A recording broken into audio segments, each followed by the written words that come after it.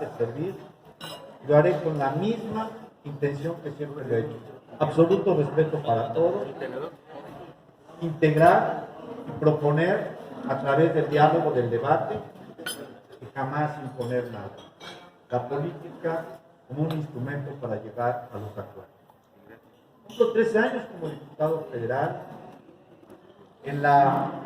ustedes lo saben, en la sustitución de Zoé Robledo, quien es el diputado federal propietario, y al tener que atender responsabilidades que le dio el gobierno de la República, pues entro yo a sustituirlo en este tercer distrito.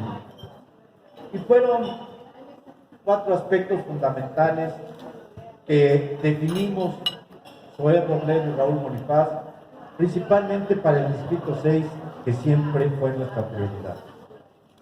Y estos 4 aspectos fue la salud, la educación, la seguridad y la relación estrecha con los electores del distrito 6. Y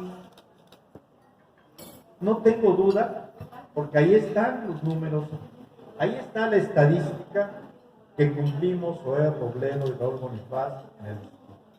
¿Por qué digo Zoé Robledo? Porque las principales acciones legislativas que realizaba eran en acuerdo con Zoé como propietario de la Diputación y en una permanente comunicación con él.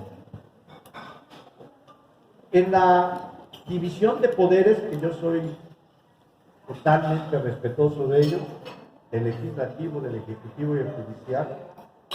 Don Carlos, adelante, por favor. Un asiento ahí para don Carlos, por favor. En la división de poderes y en la vinculación respetuosa con el gobierno del estado de Chiapas, con el señor gobernador Rutilio Escandón Cadenas, la primera tarea desde noviembre de 2018 fue preparar y defender el presupuesto para el estado de Chiapas. Era la principal prioridad en ese momento. Y de ahí permanentemente hubo ese acercamiento con el gobernador de Chiapas, Rutilio Escandón Cadenas. Nos integramos los diputados y las diputadas federales, tanto en la Cámara de Diputadas y de Diputados como con el Congreso Estatal de Chiapas. Y buscamos que fuera el mejor presupuesto o el que permitiera más el desarrollo de Chiapas.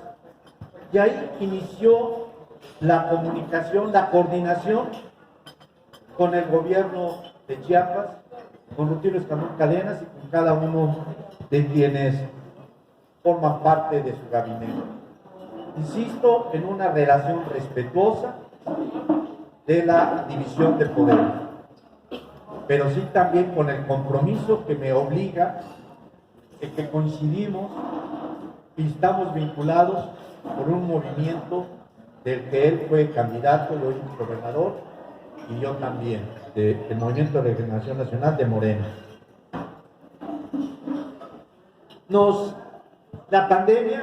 La pandemia cambió la estrategia de trabajo. Nos obligó a redefinir qué es lo que íbamos a hacer.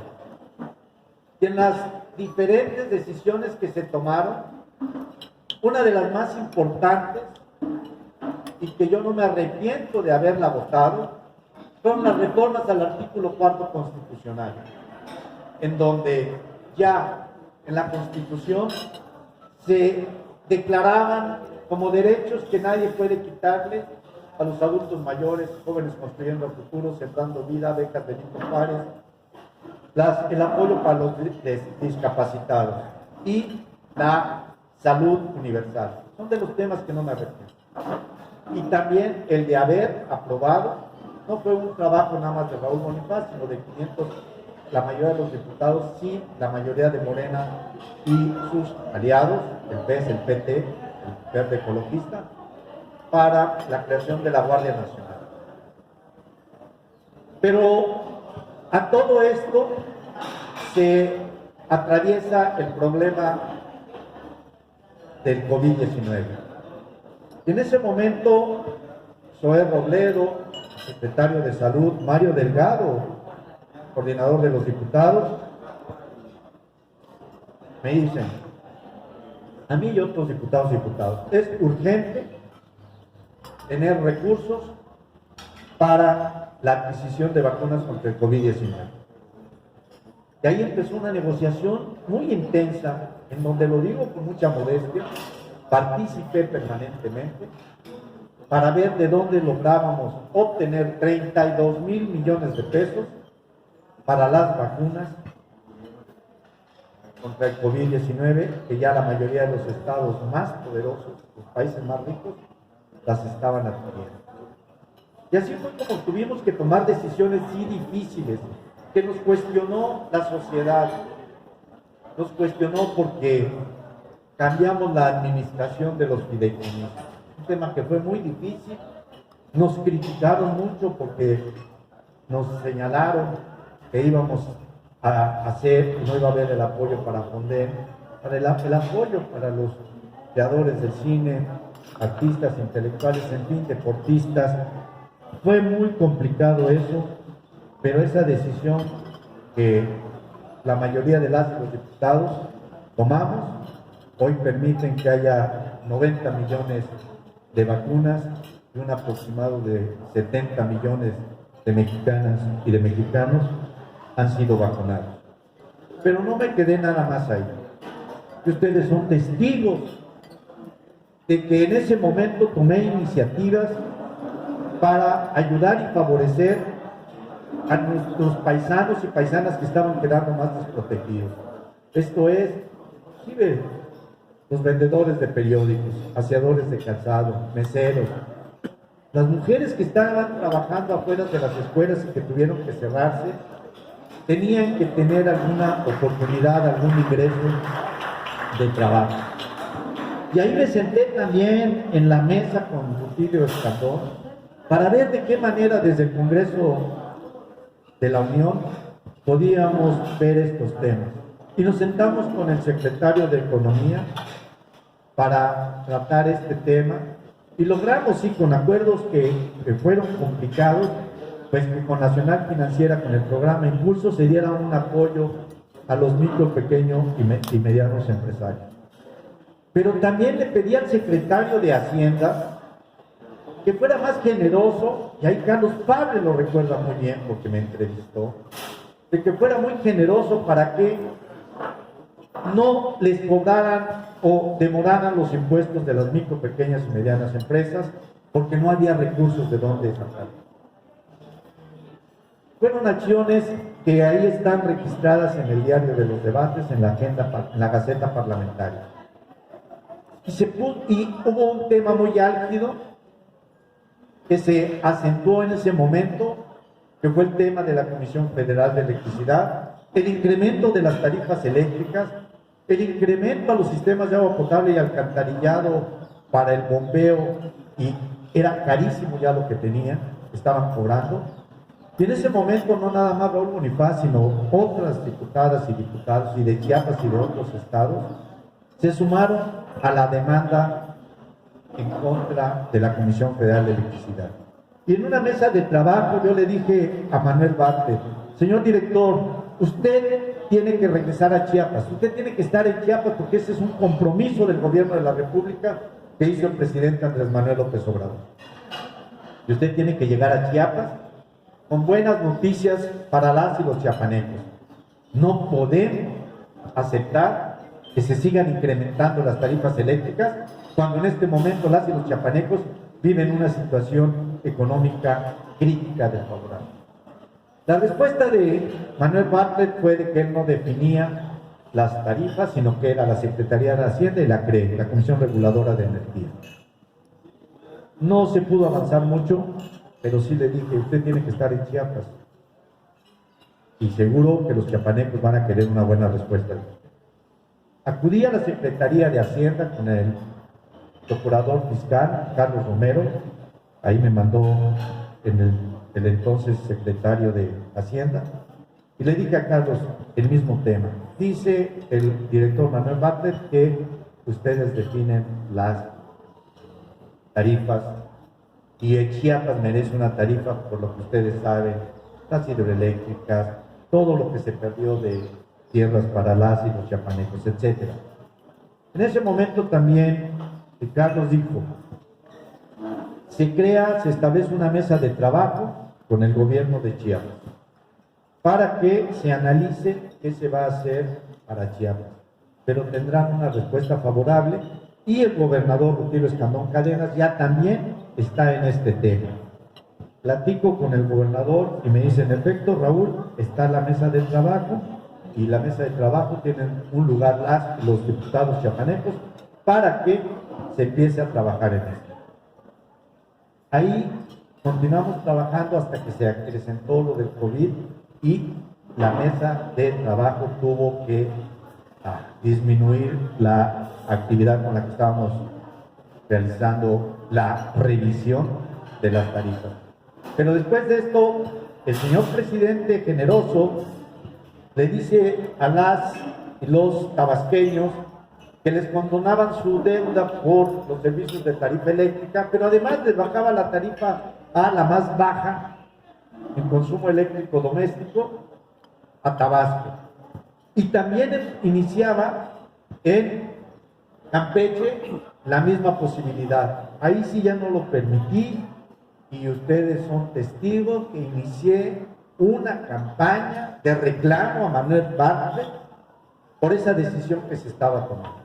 Y de manera respetuosa le hice llegar al señor presidente de la República una solicitud en donde le decía yo por qué Tabasco y por qué Campeche sí y por qué Chiapas no. La respuesta que me dieron a toda esta iniciativa fue de que el gobierno del estado de Chiapas está trabajando en ese tema y que habría noticias sobre el mismo. Yo espero que esto sea así. Bueno, muchas acciones, ya no quisiera tocar las relacionadas con el COVID, gestioné la entrega de casi 40,000 kits para los residentes médicos, al secretario de Salud, al ISTECH, al Bienestar, en fin, para que los jóvenes residentes tuvieran, en ese momento tan crítico de la pandemia, un kit con gorra, cubrebocas, zapatos, batas, etc.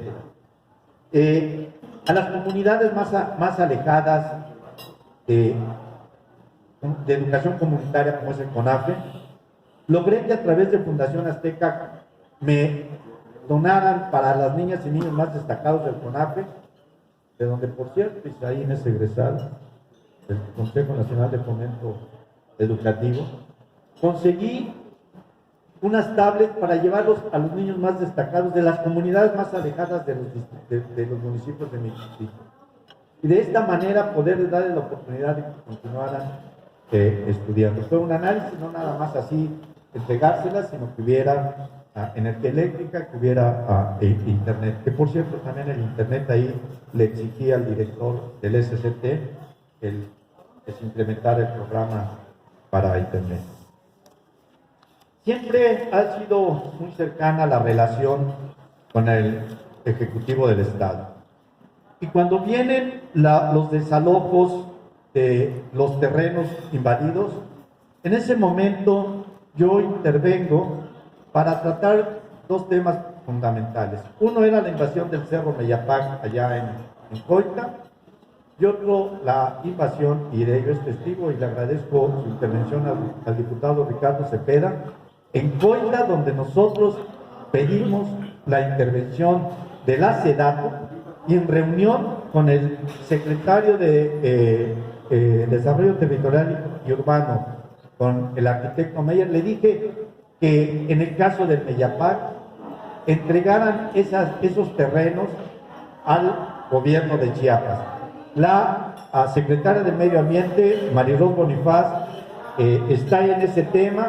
Es un tema que se va a resolver y las tierras del Cerro de Meyapac van a formar parte sin duda del estado de Chiapas. Y lo mismo fue en el ejido Bonfil, donde hicimos acciones con la Dirección General de Tenencia de la Tierra de la SEDATO para que las y los campesinos de ese ejido, en las tierras que fueron recuperadas a los invasores, hoy tengan ya o estén ya muy cercanos a obtener sus títulos de propiedad. Un trabajo también intenso fue con los grupos culturales. Aquí no me dejarán mentir porque muchos de ustedes participaron. Tuve oportunidad de estar en la presentación de tu libro también, Roberto, donde nos invitaste a mí. Y en fin, con muchos de ustedes estuve cercano. Roosevelt, te agradezco todo el apoyo que hiciste de relación con los grupos de la cultura en Chiapas y especialmente en Tuxtla Gutiérrez. Y así logramos hacer un libro que es la historia o el mito de la Federación de Chiapas en México. Hicimos un libro también sobre el maestro José Luis Castro, en paz descanse. Hicimos un libro también sobre las poesías a la patria. En fin, hubo una permanente comunicación con los grupos diferentes de la cultura. Y hay un tema también en que yo fui cuestionado inclusive, y que lo respeto siempre, por algunos amigos periodistas, en el tema de los famosos el Día Nacional. Yo empecé a estudiar y me di cuenta que nuestras etnias no estaban consideradas en el diario oficial, no estaba en el debate parlamentario, que la etnia Tzotzil, que la etnia Zoque, que la etnia Celtal, que las y los lacandones fueran reconocidos en el calendario cívico del país como un día nacional. Y lo gestioné y lo logré. Pero también desde el principio exigí a la Cámara de Diputadas y de Diputados, y que eso estoy seguro que lo voy a lograr, que registraran, que se inscribieran en el libro, perdón, que se inscribiera en los muros de honor de la Cámara de Diputados, con letras de oro, la Federación de Chiapas a México. La pandemia nos limitó porque ya no pudimos tener las reuniones con la comisión responsable, pero hay un compromiso de las y los diputados de que eso se tiene que lograr. Y además, ¿qué fue lo que hice ante los aniversarios tan cercanos que tenemos del 200 de la Federación de Chiapas a México? Hice que la Lotería Nacional y Correos, primero la Lotería Nacional emitiera un billete conmemorativo de la Federación de Chiapas a México. Así lo hice en el 2019, lo hice en el 2020 y en el 2021 ya dejé listo, que ojalá lo hagan mis compañeras y compañeros diputados, listo todo para que la Lotería Nacional emita un billete conmemorativo en reconocimiento a Chiapas. En este tema, ustedes pueden ver en la mañanera, todos los días aparece atrás, 2021, año de la independencia de México. Y en cada documento, en cada escrito que hay oficial, tiene esa leyenda. Yo revisé y dije, bueno, Chiapas, en el 24 tenemos la Federación, la Federación de Chiapas a México. Pero también vienen los 500 años de la caída de la Gran Tenochtitlan, los 200 años de la independencia, y creo que vale la pena dejar un registro. Y propuse al jefe del Ejecutivo, Andrés Manuel López Obrador, al Gobierno de la República, que se considerara para el 2021 esa leyenda para reconocer lo que ha sido la historia de este país. Y lo logré.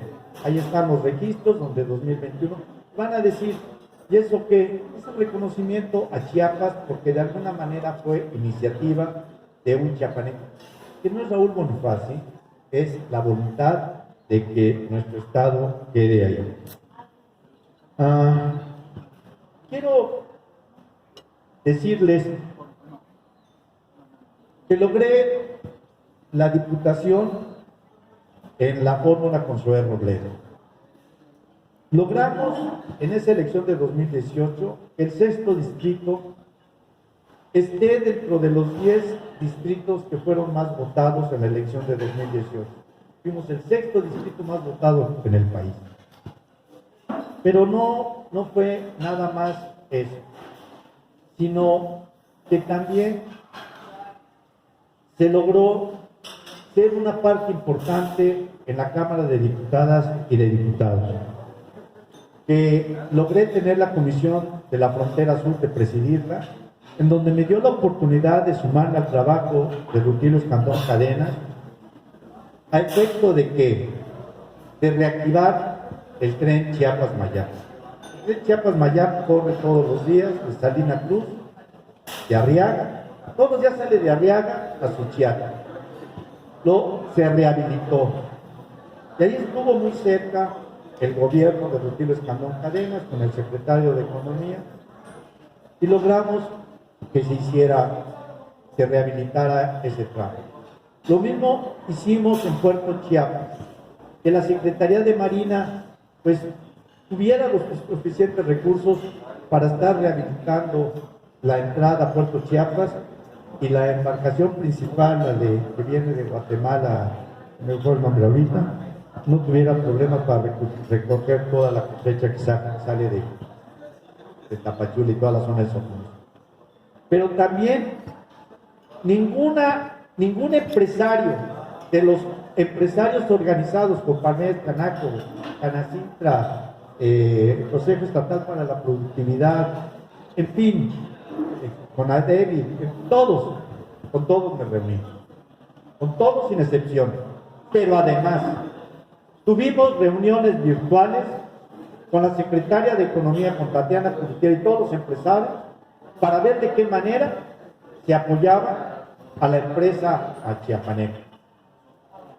Y también, aquí en Tuxtla Gutiérrez, muchos de ustedes estuvieron ahí, invité al director general de Fonatur, a Rogelio Jiménez Pons, a que platicara con los empresarios de la construcción, con la CENIC, con el Colegio de Ingenieros Civiles de Chiapas, para que les dieran la oportunidad de ser parte de la construcción de lo que sería o lo que es ya el Tren Maya.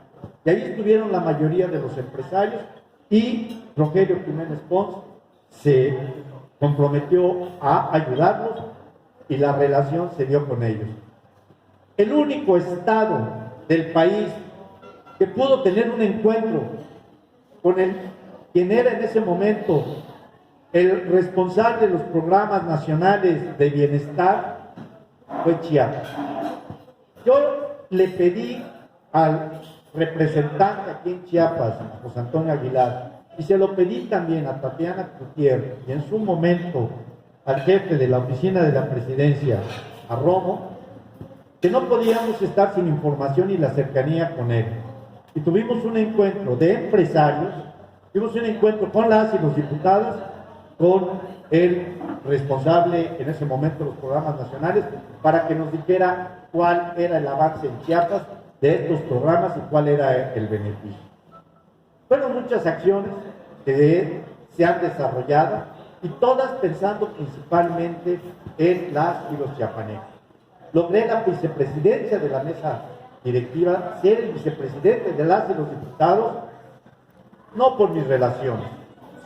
Cuando yo llego a la Cámara de Diputadas y de Diputados, yo no conocía a Mario Delgado, yo no conocía a Tatiana Curitier, yo no conocía a Pablo Gómez, yo no conocía a Alfonso Ramírez Cuellar, yo no conocía a Dolores Padierna, no conocía a Ignacio Nieto, a nadie.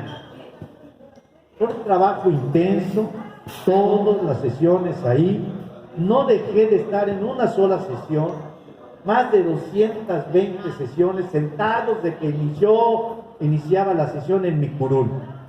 Nunca me paré, nunca falté. Fueron más de 1,400, si mal no recuerdo, horas de trabajo ahí. Y van a decir, sí, pero ¿qué más hiciste?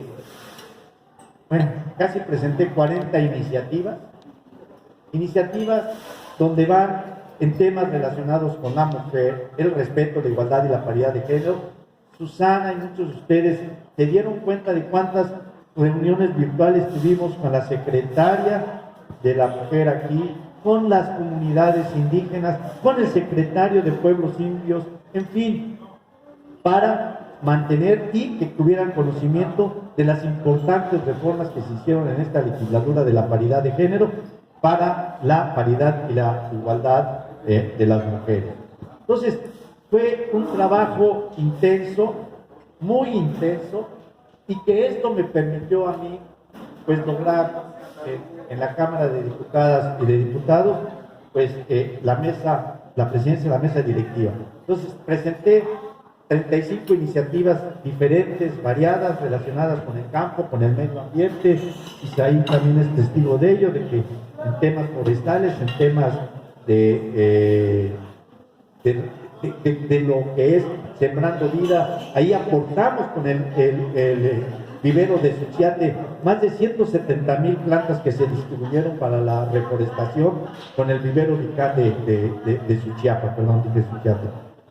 De los puntos de acuerdo que presenté, de los puntos de acuerdo exhortos, fueron casi 70. Y también de ahí fueron 20 más o menos aprobados. Y la tarea legislativa ahí está. Ahí está con estas diferentes iniciativas, insisto, a favor de los jóvenes, a favor de las mujeres, a favor de los productores de campo, a favor de los pequeños empresarios, micro pequeños empresarios, a favor de la seguridad. Ustedes recibieron la mayoría de sus direcciones en los medios que trabajan.